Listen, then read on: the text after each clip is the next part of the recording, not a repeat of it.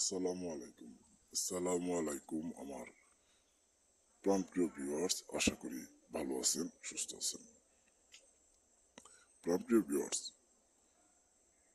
বিবাহিত নারীকে কাছে পাওয়ার গোপন একটি নকশা নিয়ে হাজির হয়েছি। বিবাহিত নারী, আপনার একজন মানুষকে খুবই ভালোবাসেন, কথাবার্তা হয়তো এখনো কথা হয়, কিন্তু সেই নারী আজকে পরের ঘরে চলে গেছে। স্বামী সন্তান আছে, তারপরও আপনি চান তার সাথে সময় কাটাইতে, তাকে নিজের বিছানায় পাইতে।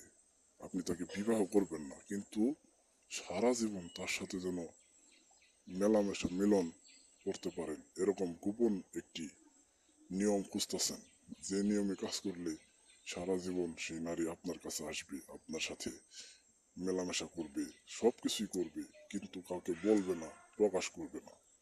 প্রাণপ্রিয় দাদাভাই, আমার আজকে এই গোপন বশীকরণ দিয়ে কাজ করলে সে নারী নিজে থেকে আপনার কাছে এসে আপনাকে তার সাথে মিলন করার কথা বলবে।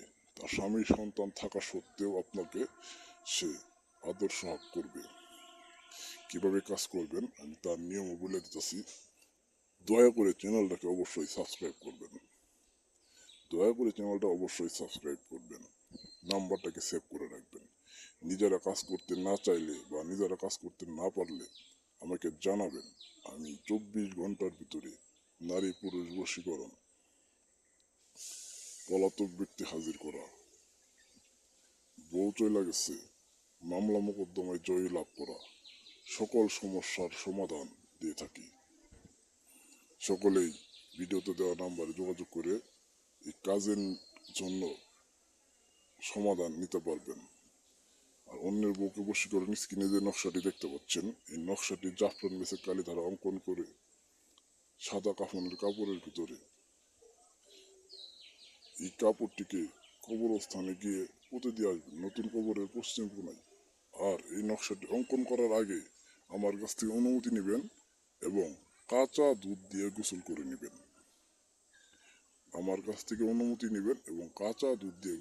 নেবেন। নিজে কাজ করতে না চাইলে অবশ্যই আমাকে জানাবেন, আমি নিজে কাজ করে দিব। আমার আসনে বসে আমি সারা দুনিয়ার কাজ করে দিয়ে থাকি। কাজের খরচ দিতে পারলে অবশ্যই কাজ করে দিব। ভিডিওটি সম্পূর্ণ দেখবেন এবং চ্যানেলটিকে সাবস্ক্রাইব করবেন। ভিডিও টেনে টেনে দেখবেন না। আমি আমার আধ্যাত্মিক শক্তির মাধ্যমে, জিন ও কুকুরি কালামের মাধ্যমে নানাবিধ কাজ করে দিয়ে থাকি। আরো অনেক ভিডিও আছে, ভিডিওগুলো দেখবেন, দেখলে বুঝতে পারবেন। সকলেই ভালো থাকবেন, সুস্থ থাকবেন, আমার জন্য দোয়া করবেন, চ্যানেলটাকে সাবস্ক্রাইব করবেন, নাম্বারটাকে সেভ করে রাখবেন। সকলেই ভালো থাকুন। আসসালামু আলাইকুম।